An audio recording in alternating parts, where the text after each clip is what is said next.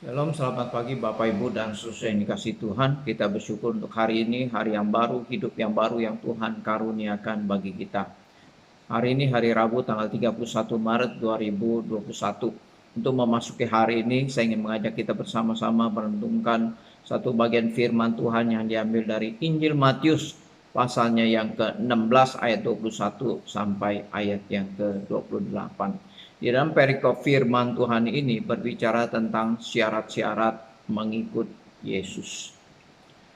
Bapak Ibu dan saudara yang dikasihi Tuhan, Tuhan Yesus berkata kepada murid-muridnya, barang siapa mau mengikut aku, dia harus menyangkal dirinya, memikul salibnya, dan mengikut aku.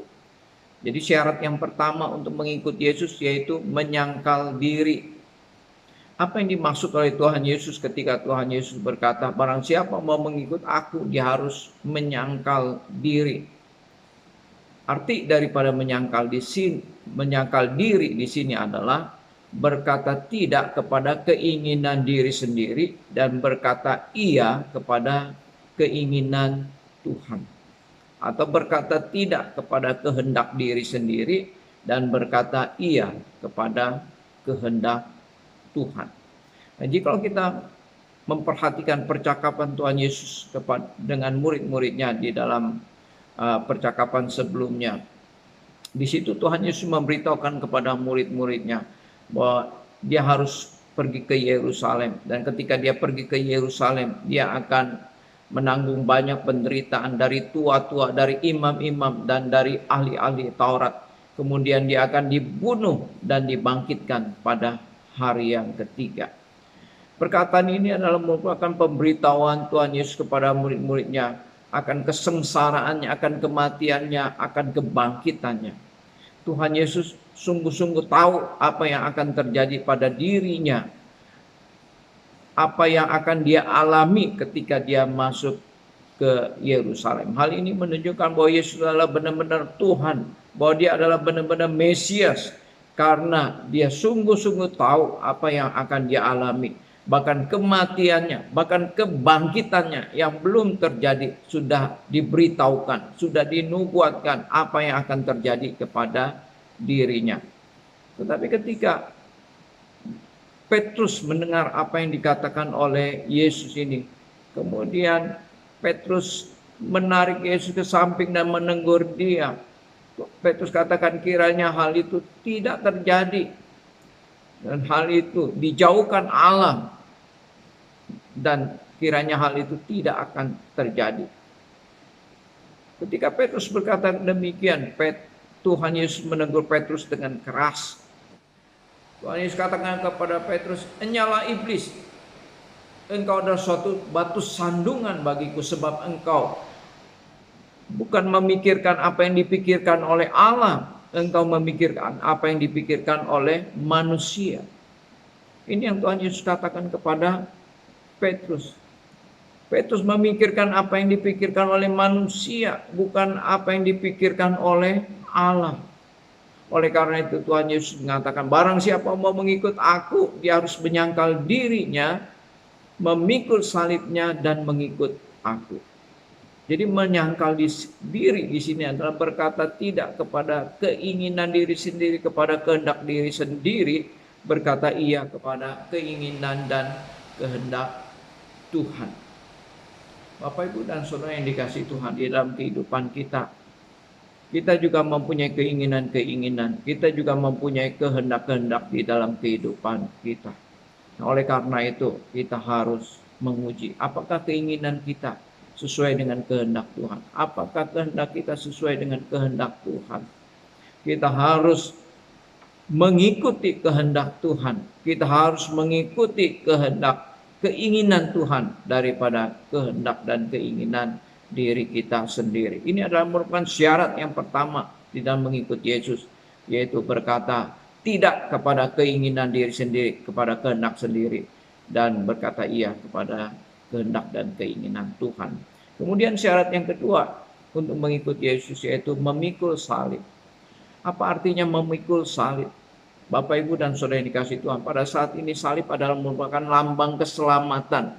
Salib menjadi lambang keselamatan. Di mana-mana kita bisa melihat lambang salib. Di mana-mana orang Kristen mengenakan aksesoris salib, mengenakan tanda atau lambang salib ini. Tetapi pada zaman Tuhan Yesus, salib itu adalah merupakan lambang kematian, bukan lambang keselamatan. Tidak ada seorang pun yang mau mengenakan salib, memakai salib, memikul salib di dalam kehidupannya. Karena salib ini adalah merupakan ya lambang daripada kematian. Hanya orang-orang yang penjahat yang paling jahat yang sudah tidak dapat lagi diampuni kejahatannya, yang mati digantung di atas kayu salib. Bapak, Ibu, dan Saudara yang dikasihi Tuhan, Tuhan Yesus harus menanggung salib bukan karena kejahatan, karena kesalahan yang dia lakukan. Tidak ada satupun dosa dan kesalahan yang dilakukan oleh Tuhan Yesus yang dapat dibuktikan yang mengharuskan Yesus mati di atas kayu salib. Kedua penjahat yang disalib bersama dengan Tuhan Yesus di kiri kanannya, mereka layak disalibkan karena memang mereka melakukan kesalahan, melakukan kejahatan yang mengharuskan mereka mati digantung di atas kayu salib. Tetapi Tuhan Yesus tidak ada satu kejahatan dan kesalahan pun yang dilakukan oleh Tuhan Yesus yang mengharuskan dia mati di atas kayu salib. Tetapi Yesus rela memikul salib demi keselamatan saudara dan saya, demi keselamatan manusia yang berdosa. Jadi memikul salib di sini adalah kita rela menanggung penderitaan karena Tuhan. Bukan menanggung penderitaan, bukan menanggung salib karena kejahatan kita, bukan menanggung salib karena kesalahan kita, karena dosa-dosa kita, bukan. Tetapi kita mau memikul salib, kita rela menderita karena Tuhan. Orang yang mau mengikut Tuhan harus rela memikul salibnya, rela menanggung penderitaan karena Tuhan di dalam kehidupannya. Kemudian yang ketiga, syarat mengikut Tuhan yaitu mengikut aku. Bapak, Ibu, dan Saudara yang dikasihi Tuhan, orang yang mengikut Tuhan, yaitu murid-murid Tuhan, dia berjalan di belakang Tuhan. Dia melihat apa yang dilakukan oleh Tuhan. Dia mendengarkan apa yang dikatakan, diajarkan oleh Tuhan. Dengan demikian, seorang murid adalah seorang yang mengikut Tuhan. Kemanapun Tuhan pergi, ke situ pun dia pergi. Dimanapun Tuhan berada, di situ pun dia berada. Jadi orang yang mengikut Tuhan itu adalah orang yang melakukan apa yang dilakukan oleh Tuhan.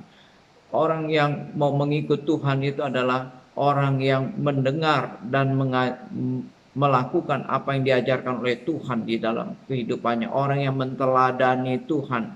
Orang yang melakukan apa yang diajarkan oleh Tuhan di dalam kehidupannya. Nah, Tuhan ingin setiap orang yang mengikut dia menteladani Yesus di dalam kehidupannya. Baik di dalam perkataannya maupun di dalam sikapnya, di dalam perbuatannya, di dalam setiap teladan yang diberikan oleh Tuhan kepada kita. Kiranya Tuhan memberkati kita. Mari kita berdoa. Bapa di surga, kami bersyukur untuk firman-Mu yang boleh kami baca dan kami renungkan pada pagi hari ini.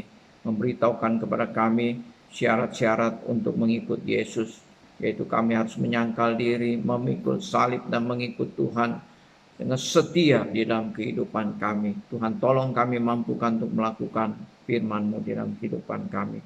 Berkati segala aktivitas kegiatan kami sepanjang hari ini. Tuhan, jaga lindungi kami, rumah tangga kami, keluarga kami, jemaat-Mu ya Tuhan. Di dalam segala aktivitas dan kegiatan yang kami lakukan, biar semuanya boleh membawa kemuliaan bagi nama Tuhan dan menjadi berkat bagi banyak orang. Terima kasih Bapa di surga. Terpujilah nama-Mu, dalam nama Tuhan Yesus kami berdoa. Amin. Bapak, Ibu, dan Saudara yang kasih Tuhan, marilah kita siapkan hati kita untuk datang di hadapan Tuhan di dalam persekutuan doa. Kita mau bersandar kepada Tuhan, mengandalkan Tuhan melalui doa-doa kita di dalam persekutuan doa yang kita adakan nanti malam. Selamat beraktivitas, Tuhan memberkati kita semua. Amin.